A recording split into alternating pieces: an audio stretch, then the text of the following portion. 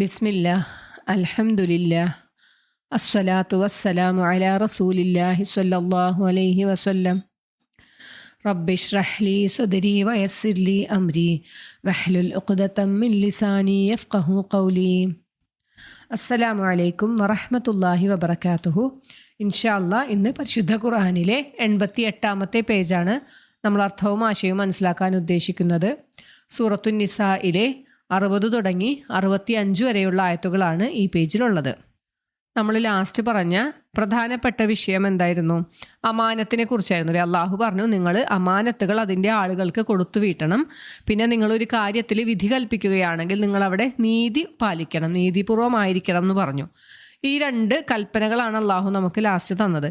പിന്നെ പറഞ്ഞു എന്താ? സത്യവിശ്വാസികളെ വിളിച്ചുകൊണ്ട് പറഞ്ഞു, നിങ്ങൾ അള്ളാഹുവിനെ അനുസരിക്കണം, റസൂൽ സല്ലല്ലാഹു അലൈഹി വസല്ലമയെ അനുസരിക്കണം എന്നൊക്കെ പറഞ്ഞു.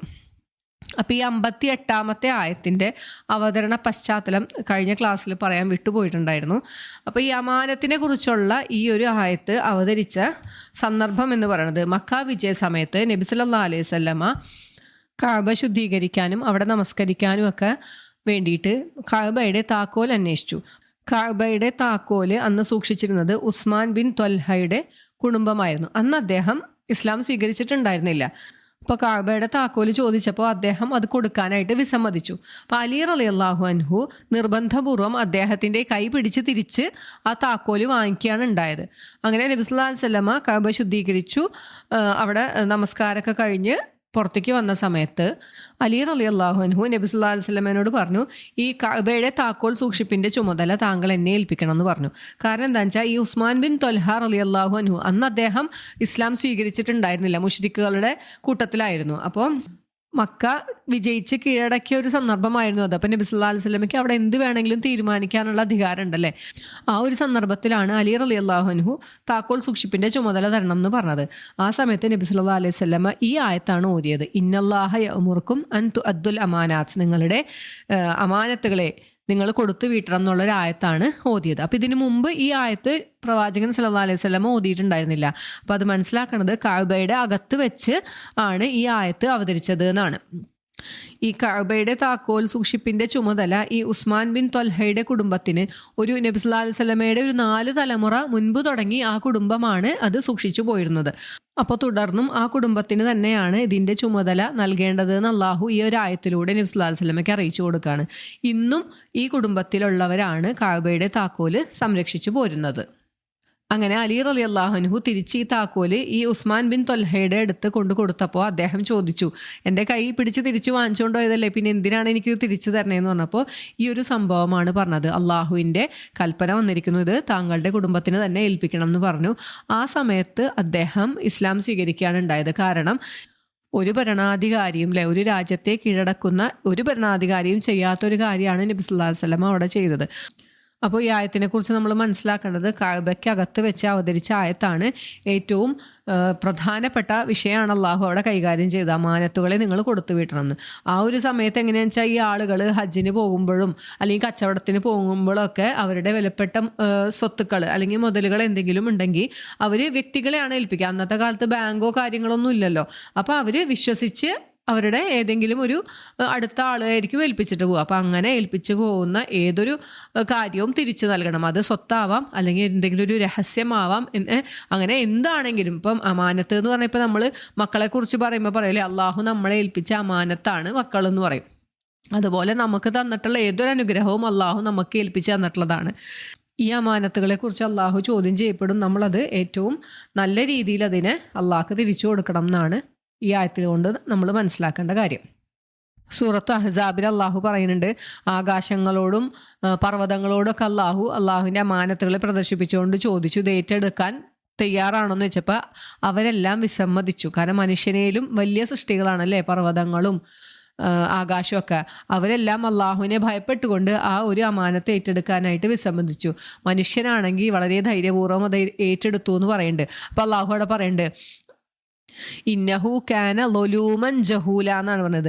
നിശ്ചയമായും അവൻ ലൊലൂമാണ്, അതായത് അക്രമകാരിയുമാണ്, ജഹൂല് അറിവ് കെട്ടവനുമാണ് മനുഷ്യൻ. അതുകൊണ്ടാണ് ഇത്ര ധൈര്യമായിട്ട് ഇത് ഏറ്റെടുത്ത് പോകുന്നത് എന്ന് അള്ളാഹു അവിടെ നമുക്ക് പറഞ്ഞു തരുന്നുണ്ട്. സൂറത്ത് അറാഫിൽ അള്ളാഹു പറയുന്നുണ്ട്, അള്ളാഹു നമ്മളോട് ചോദിക്കുന്നുണ്ട്, ഞാൻ നിങ്ങളുടെ റബ്ബല്ലയോ എന്ന് ചോദിച്ചപ്പോൾ നമ്മളെല്ലാവരും അത് സമ്മതിച്ച് അതിന് സാക്ഷ്യം വഹിച്ചുകൊണ്ടാണ് ഇങ്ങോട്ട് വന്നിട്ടുള്ളത്. അപ്പോൾ അതൊരു അമാനത്ത് തന്നെയാണ് അല്ലേ. അപ്പോൾ അള്ളാഹുവിനെ അനുസരിച്ചുകൊണ്ട് ജീവിക്കുക എന്നുള്ളത് നമ്മൾ ചെയ്യേണ്ട ഒരു കാര്യമാണ്. അപ്പോൾ ഈ അമാനത്തുകളൊക്കെ നമ്മൾ സൂക്ഷിക്കണം എന്നുള്ളതാണ് ഈ ഒരു ആയത്ത് കൊണ്ട് നമ്മൾ മനസ്സിലാക്കേണ്ടത്. പിന്നെ അടുത്ത ആയത്തിൽ അള്ളാഹു നമ്മളോട് പറഞ്ഞ എന്തായിരുന്നു? അള്ളാഹുവിനെ അനുസരിക്കണം, റസൂൽ സല്ലല്ലാഹു അലൈഹി വസല്ലമയെയും നിങ്ങൾ അനുസരിക്കണം എന്ന് പറഞ്ഞു. പിന്നെ നിങ്ങളിൽ നിന്നുള്ള നിങ്ങളുടെ ഭരണാധികാരികളെയും നിങ്ങൾ അനുസരിക്കണം എന്നൊക്കെ പറഞ്ഞിട്ടാണ് ആ ഒരു പേജ് അവസാനിച്ചിട്ടുണ്ടായിരുന്നത്. ഇനി തുടർന്ന് വരുന്ന ആയത്തുകൾ മുനാഫികളെ സംബന്ധിച്ചാണ്. ഈ ആയത്തിൽ അള്ളാഹു പറയണത് എന്താ വെച്ചാൽ, നബി സല്ലല്ലാഹു അലൈഹി വസല്ലമയിലും നബി സല്ലല്ലാഹു അലൈഹി വസല്ലമയ്ക്ക് മുമ്പ് അവതരിപ്പിച്ചതിലും വിശ്വസിച്ചു എന്ന് വാദിച്ചു കൊണ്ടിരിക്കണ ഒരു കൂട്ടരെ നീ കണ്ടില്ലേ എന്നാണ് അള്ളാഹു ചോദിക്കണത്. എന്താ അങ്ങനെ പറയാൻ കാര്യം? ഈ കപട വിശ്വാസികൾ അല്ലെങ്കിൽ മുനാഫിക്കുകൾ എന്ന് പറയുന്ന ഒരു വിഭാഗം, അവർ പൂർണ്ണമായി വിശ്വസിച്ചിട്ടില്ല അല്ലേ. അവർക്ക് നബി സല്ലല്ലാഹു അലൈഹി വസല്ലമയിൽ വിശ്വാസമില്ല, നബി സല്ലല്ലാഹു അലൈഹി വസല്ലമയോട് സ്നേഹവും ഇല്ല. പക്ഷെ അവർ അപ്പോഴത്തെ ഒരു താൽക്കാലിക ലാഭത്തിന് വേണ്ടി നബി സല്ലല്ലാഹു അലൈഹി വസല്ലമയുടെ കൂടെ വിശ്വസിച്ച പോലെ ഈ സത്യവിശ്വാസികളുടെ കൂട്ടത്തിൽ ഉള്ള ആളുകളാണ് ഇവർ. അപ്പോൾ അവരെ കണ്ടില്ലേ എന്നാണ് അള്ളാഹു ചോദിക്കുന്നത്. അവരെന്ത് ചെയ്യും എന്ന് വെച്ചാൽ, അവർക്ക് എന്തെങ്കിലും ഒരു പ്രശ്നം ഉണ്ടാവുകയാണെങ്കിൽ അവരതിന് വിധി തേടിക്കൊണ്ട് നബി സല്ലല്ലാഹു അലൈഹി വസല്ലമയുടെ അടുത്തേക്ക് വരൂല. പകരം അവർ ത്വാഗൂത്തിൻ്റെ അടുത്ത് പോകും. അതായത് അള്ളാഹു അല്ലാണ്ട് ഉള്ള താകൂത്ത് എന്താണെന്നൊക്കെ നമ്മൾ നേരത്തെ മനസ്സിലാക്കിയിട്ടുണ്ടായിരുന്നു അല്ലേ. അള്ളാഹു അല്ലാത്ത മറ്റു പലരിലേക്കും വിധി തേടിക്കൊണ്ട് അവർ പോകാറുണ്ടായിരുന്നു. അപ്പം അതിനെക്കുറിച്ചിട്ടാണ് അള്ളാഹു പറയണത്. അപ്പം ഇത് അവതരിക്കാനുള്ളൊരു പശ്ചാത്തലം എന്ന് വെച്ചിട്ടുണ്ടെങ്കിൽ, ഒരിക്കൽ അൻസ്വാരികളിൽപ്പെട്ട ഒരാളും യഹൂദികളിൽപ്പെട്ട ഒരാളും തമ്മിൽ വഴക്കുണ്ടായി. ആ സമയത്ത് പ്രശ്നപരിഹാരത്തിനായിട്ട് യഹൂദി പറഞ്ഞു, നമുക്ക് നിങ്ങളുടെ നേതാവായ റസൂൽ സല്ലല്ലാഹു അലൈഹി വസല്ലമയുടെ അടുത്ത് പോയിട്ട് വിധി തേടാം എന്ന് പറഞ്ഞ സമയത്ത് ഈ അൻസ്വാരി പറഞ്ഞു, വേണ്ട, നമുക്ക് കഅബ് ബിൻ അഷ്റഫ് എന്ന് പറഞ്ഞാൽ ആരാണ്? ജൂത പണ്ഡിതനാണ്, അദ്ദേഹത്തിൻ്റെ അടുത്ത് പോയിട്ട് വിധി തേടിയാൽ മതി എന്ന് പറഞ്ഞു. ഈ യഹൂദികൾ അന്നത്തെ കാലത്ത് എന്തെങ്കിലും ഒരു പ്രശ്നപരിഹാരത്തിനായിട്ട് സമീപിച്ചിരുന്നത് ജ്യോത്സ്യന്മാരെ ആയിരുന്നു. അതുപോലെ തന്നെ ഈ കപട വിശ്വാസികളും എന്തെങ്കിലും അവർക്ക് ലാഭം ഉണ്ടാവും എന്ന് തോന്നുകയാണെങ്കിൽ മാത്രം നബി സല്ലല്ലാഹു അലൈഹി വസല്ലമയുടെ അടുത്ത് പോയിട്ട് വിധി നടപ്പാക്കിയാൽ അവർക്ക് അനുകൂലമാണെന്ന് തോന്നിയാൽ മാത്രം അവർ നബി സല്ലല്ലാഹു അലൈഹി വസല്ലമയുടെ അടുത്ത് പോകും. അല്ലാത്തൊരു കേസ് വരികയാണെങ്കിൽ അവർ നേരെ ഈ പ്രശ്നക്കാരെ അല്ലെങ്കിൽ ജ്യോത്സ്യന്മാരുടെ അടുത്തൊക്കെ പോയിട്ടാണ് വിധി തേടി പോവാറ്. ഈ ഒരു സന്ദർഭത്തിലാണ് അള്ളാഹു ഈ ആയത്ത് അവതരിപ്പിക്കുന്നത്. അപ്പോൾ ആയത്ത് നമുക്ക് നോക്കാം. അലം തറ, നീ കണ്ടില്ലേ, ഇലല്ലദീന, യാതൊരു കൂട്ടരിലേക്ക് നീ കണ്ടില്ലേ. ആരെയാണ്? യസ്ഉമൂന, സഅമാന്ന് സങ്കൽപ്പിച്ചു, വാദിച്ചു അല്ലെ, യാതൊരു ന്യായവും ഇല്ലാണ്ട് വാദിക്കുന്ന ആളുകളാണ് സഅമ. അങ്ങനത്തെ ആൾക്കാരെ നീ കണ്ടില്ലേ എന്നാണ് അള്ളാഹു ചോദിക്കണത്. അന്നഹും, നിശ്ചയമായും അവർ, ആമനു, അവർ വിശ്വസിച്ചിരിക്കുന്നു എന്ന്, ബിമാ ഉൻസില ഇലൈക, നിനക്ക് അവതരിക്കപ്പെട്ടതിലും, വമാ ഉൻസില മിൻ ഖബലിക, നിനക്ക് മുൻപ് അവതരിക്കപ്പെട്ടതിലും വിശ്വസിച്ചു എന്ന് വാദിക്കുന്ന ഒരു വിഭാഗം ആളുകളെ നീ കണ്ടില്ലേ എന്നാണ് അള്ളാഹു ചോദിക്കണത്. ഇനി യുരീദൂന, അറാദ എന്നാണ് വാക്കല്ലേ. യുരീദൂന, അവർ ഉദ്ദേശിക്കുന്നു, യതഹക്കമു, ഹക്കമാന്ന് വെച്ചാൽ എന്താണ്? വിധിക്കുക എന്നാണ്. അപ്പോൾ അവർ വിധി തേടാനായിട്ട് ഉദ്ദേശിക്കുന്നത് ഇല താകൂത്ത്, താകൂത്തിലേക്കാണ് അവർ വിധി തേടി പോവാനായിട്ട് അവർ ഉദ്ദേശിക്കുന്നത്. താകൂത്ത് എന്ന് വെച്ചാൽ അള്ളാഹു അല്ലാണ്ടുള്ള ബാക്കി ഏതൊരു കാര്യം താകൂത്തിൽ പെടും അല്ലേ. മാരണം, പിന്നെ ജ്യോത്സ്യം, കൈനോട്ടം, എല്ലാതും അതിൽ പെടും. വഖദ് ഉമിറു, തീർച്ചയായും അവരോട് കൽപ്പിക്കപ്പെട്ടിട്ടുണ്ട്. എന്ത്? ഐ യക്ഫുറൂബി, നിങ്ങൾ അതിൽ അവിശ്വസിക്കണമെന്ന്. ഏതിൽ? ഈ താകൂത്തിൽ. അള്ളാഹുവിനെ അല്ലാതെ വേറൊരാരെയും വിളിച്ച് ആരാധിക്കാൻ പാടില്ല എന്നും ഇതിനെ, ഈ താകൂത്തിനെയൊക്കെ അവിശ്വസിക്കണമെന്നൊക്കെ അവരോട് കൽപ്പിക്കപ്പെട്ടിട്ടുണ്ട്. എന്നിട്ടും അവരുദ്ദേശിക്കണത് ഈ താകൂത്തിൻ്റെ അടുത്ത് പോയിട്ട് വിധി തേടാൻ വേണ്ടിയിട്ടാണ്. വയുരീദു ശൈത്വാനു, പിശാച് എന്താണ് ഉദ്ദേശിക്കണത്? അയ്യുളില്ലഹും, ഇവരെ വഴിതെറ്റിക്കാനാണ് ഉദ്ദേശിക്കണത്. ലലാലം ബഈദ, ഒരു വിദൂരമായ വഴിപിഴവ് ഉണ്ടാക്കാനാണ് ഈ ഷെയ്ത്താന് ഉദ്ദേശിക്കണത് എന്നാണ് അള്ളാഹു പറയണത്. നമ്മളുടെ ഈ ഒരു കാലഘട്ടത്തിൽ എടുത്തു നോക്കുകയാണെങ്കിലും നമുക്ക് മനസ്സിലാവും അല്ലേ. ചില ആളുകൾ എന്തെങ്കിലും ഒരു പ്രശ്നം വന്നു കഴിഞ്ഞാൽ നേരെ പ്രാർത്ഥിക്കാൻ ചെല്ലണതും അല്ലെങ്കിൽ ആ പ്രശ്ന പരിഹാരത്തിന് ചെല്ലണതും ആരുടെ അടുത്തായിരിക്കും?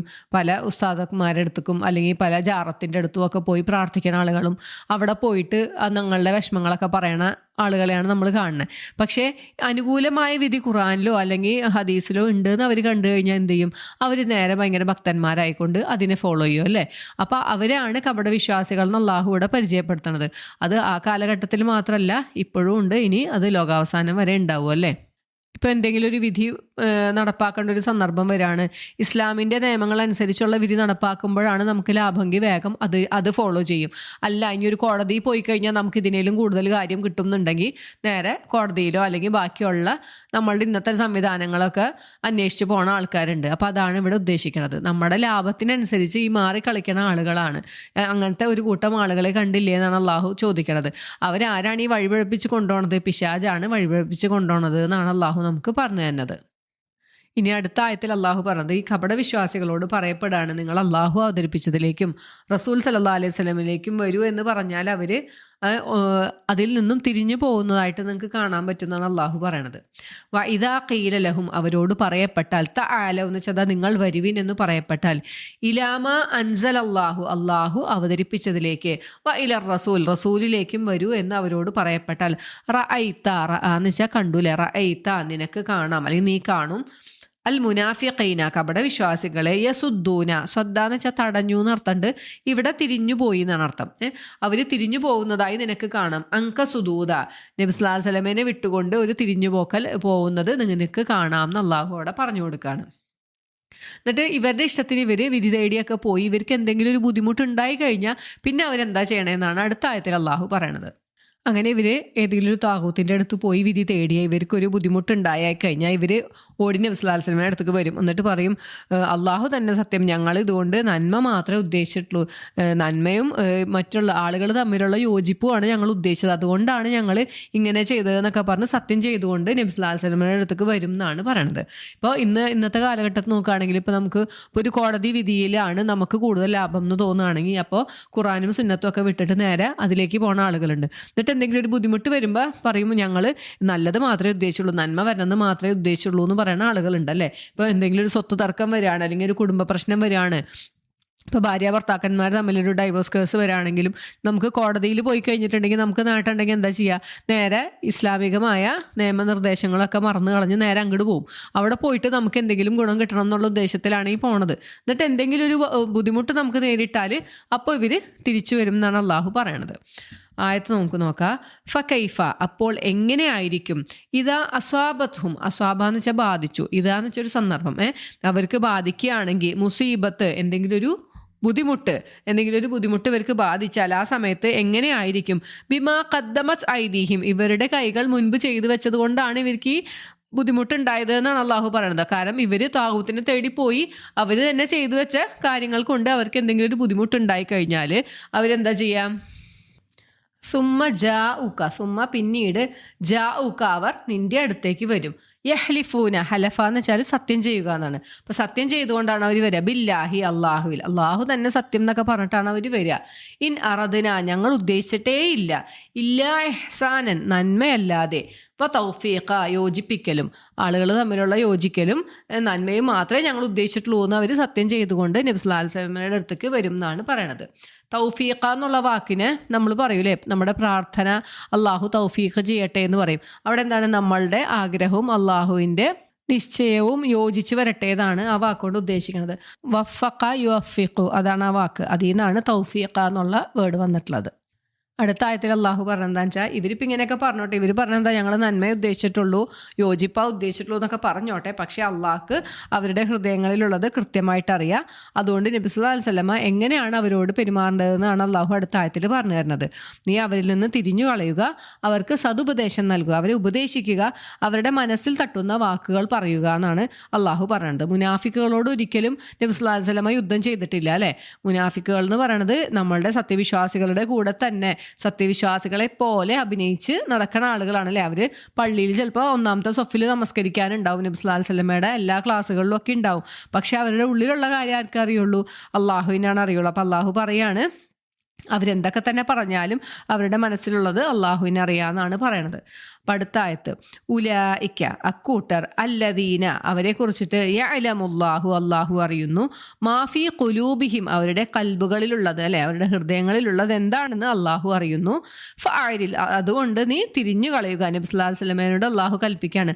ഫഅരിൽ, അറല്ലാന്ന് വെച്ചാൽ എന്താ, തിരിഞ്ഞു കളയുക എന്നാണ്. അതുകൊണ്ട് എന്നാൽ, അല്ലെങ്കിൽ അതുകൊണ്ട് നീ തിരിഞ്ഞു കളയുക, അൻഹും, അവരിൽ നിന്നും, വഅലുഹും, അള്ളാഹ് നമുക്കറിയണ വാക്കാണ് അല്ലേ. വഅലിന് പോകാൻ നമ്മൾ പണ്ടേ കേൾക്കണ ഒരു വാക്കാണ്. വഅലെന്ന് വെച്ചാൽ എന്താ, സതുപദേശം. നിങ്ങൾ നബി സല്ലല്ലാഹു അലൈഹി വസല്ലമയോട് പറയാണ്, താങ്കൾ അവരെ സതുപദേശം ചെയ്യുക. വഖുല്ലഹും, അവരോട് പറയുകയും ചെയ്യുക. ഫി അംഫുസിഹിം, അവരുടെ സ്വന്തങ്ങളിൽ, അതായത് അവരുടെ ഹൃദയങ്ങളിൽ തട്ടുന്ന, ഖൗലൻ, വാക്ക്, ബലീഗ, മനസ്സിൽ തട്ടുന്ന, ബലഗ എന്ന് വെച്ചാൽ എത്തുക എന്നാണ്. അപ്പോൾ അവരുടെ മനസ്സിലേക്ക് എത്തുന്ന, അത് മനസ്സിൽ തട്ടണ വാക്കുകൾ കൊണ്ട് അവരെ നീ സതുപദേശം ചെയ്യുക എന്നാണ് അള്ളാഹു നബി സല്ലല്ലാഹു അലൈഹി വസല്ലമയ്ക്ക് ഇവരെക്കുറിച്ച് കപട വിശ്വാസികളോട് എങ്ങനെ പെരുമാറണം എന്ന് പറഞ്ഞു കൊടുക്കണത്. ഇനി അടുത്ത ആയത്തിൽ അള്ളാഹു പറയണത്, ഈ കപട വിശ്വാസികളോടുള്ള അള്ളാഹുവിൻ്റെ കാരുണ്യമാണ് പറയണത്. ഇവരിത്രയൊക്കെ ചെയ്ത് ഇവരോട് തന്നെ അക്രമം ചെയ്തു എന്നാണ് അള്ളാഹു പറയുന്നത്. എന്താണ് അക്രമം ചെയ്തു എന്ന് പറയുന്നത്? അള്ളാഹുവിനോട് പ്രാർത്ഥിക്കേണ്ട സമയത്ത് മറ്റുള്ള താകൂത്തിൻ്റെ അടുത്ത് പോയി സഹായമൊക്കെ തേടിയിട്ട് ആർക്കാണ് ദോഷം? അതുകൊണ്ട് അള്ളാഹ്ക്ക് ഒരു ദോഷവും ഇല്ല അല്ലേ? അവരോട് തന്നെയാണ് അവർ അക്രമം ചെയ്യണത്.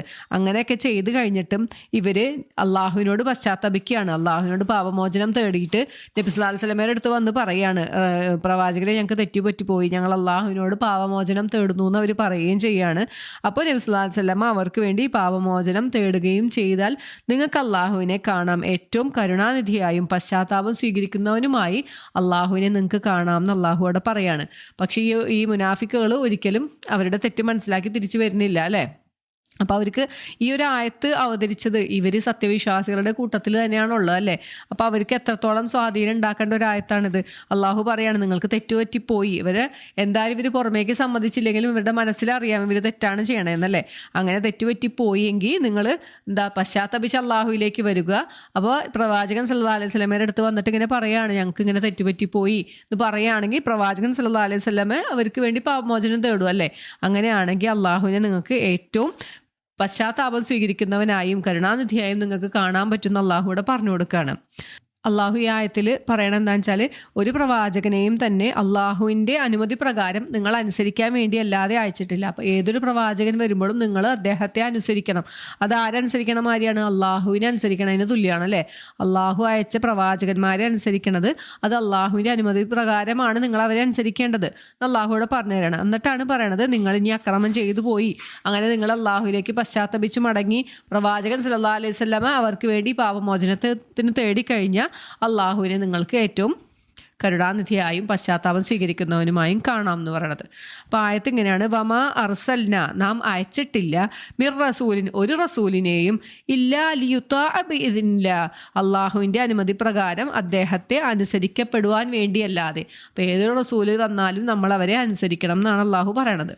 നിവലൗ അന്നഹും, ഇനി അവർ ആയിരുന്നെങ്കിൽ, ആരാണ് ഈ അവർ എന്ന് പറയുന്നത്? ഈ കപട വിശ്വാസികളല്ലേ. അവരായിരുന്നെങ്കിൽ ലൊലമു എന്ന് വെച്ചാൽ എന്താണ്? ലൊലമ, അക്രമം പ്രവർത്തിച്ചു. ലൊലമു, അവർ അക്രമം ചെയ്തപ്പോൾ, അംഫുസഹും, അവരോട് തന്നെ അല്ലെ. ഇവർ താകൂത്തിൻ്റെ അടുത്ത് പോയി പ്രാർത്ഥിക്കുക അല്ലെങ്കിൽ വിധി തേടാനൊക്കെ പോയിട്ടുണ്ടെങ്കിൽ ആരോടാണ് ഇവർ അക്രമം ചെയ്യണത്?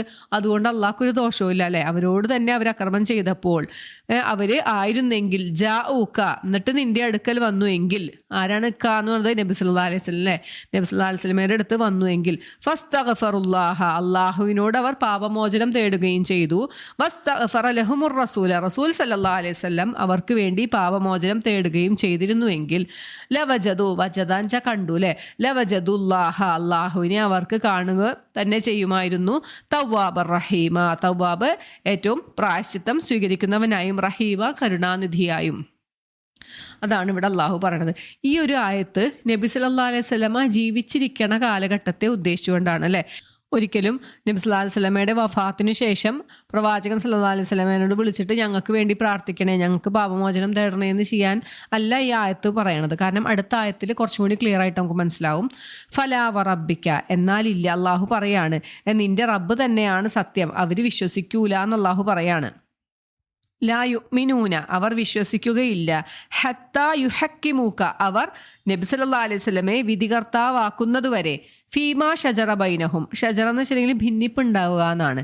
ഷജറത്തു എന്ന് വെച്ചിട്ടുണ്ടെങ്കിൽ എന്താണ്? വൃക്ഷം ആണ് അർത്ഥം അല്ലേ. അപ്പം ഷജറത്ത് വെച്ചാൽ ഈ വൃക്ഷത്തിന് പലതരത്തിലുള്ള ശാഖകൾ അല്ലേ ഉണ്ടാവുക, പലതരത്തിലാണ് ഉണ്ടാവുക. അതിനാണ് ഈ ഷജറ ബൈനഹും എന്ന് വെച്ചാൽ പലതരത്തിലുള്ള അഭിപ്രായ ഭിന്നതകൾ ഉണ്ടായാൽ അതിൽ നബി സല്ലല്ലാഹു അലൈഹി വസല്ലമയെ വിധികർത്താവാക്കുന്നത് വരെ അവർ വിശ്വസിക്കുകയില്ല എന്നാണ് അള്ളാഹു പറയുന്നത്, വിശ്വാസിയാവുകയില്ല.